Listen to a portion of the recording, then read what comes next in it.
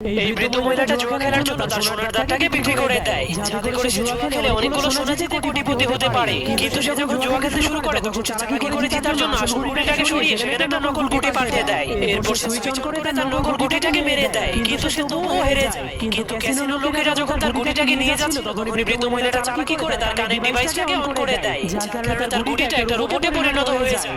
এরপর সে ট্রেন থেকে নেমে ম্যানেজারের কি কার্ড চুরি করে ডাস্টবিনে ফেলে দেয়, কিন্তু তখনই সেই বৃদ্ধ মহিলাটা ডাস্টবিনের মধ্যে লুকিয়ে সেই কি কার্ডের মাধ্যমে লিফটের মধ্যে ঢুকে যায়। কিন্তু যখন বৃদ্ধ মহিলাটা তার প্ল্যানটাকে শুরু করে তখনই ম্যানেজার জানতে পারে তার কি কার্ড চুরি হয়ে গেছে। এজন্য সে জলদি করে চোখকে ধরার জন্য অ্যালার্ম বাজিয়ে দেয়। কিন্তু বৃদ্ধ মহিলাটা কোনো ভয় না পেয়ে তার পকেট থেকে লেজার পয়েন্টার বের করে লিফটের চাকাটাকে কেটে ফেলে। এরপর সেখান দিয়ে লুকিয়ে লুকিয়ে সোনা চুরি করার জন্য সোনার সিন্ধুকের কাছে পৌঁছে যায়। কিন্তু সে প্রথমে তার রোবটটাকে সিন্ধুক খোলার জন্য লেজারের ভিতর দিয়ে পাঠিয়ে দেয়। তখন তার রোবট সব লেজারগুলোকে অতিক্রম করে সিন্ধুকটাকে খুলে ফেলে। এরপর বৃদ্ধ মহিলাটাও তার গ্লাভস পরে লেজার ট্র্যাপের মধ্যে লাফ মেরে দেয়। তার গ্লাভসটা এতটাই মজবুত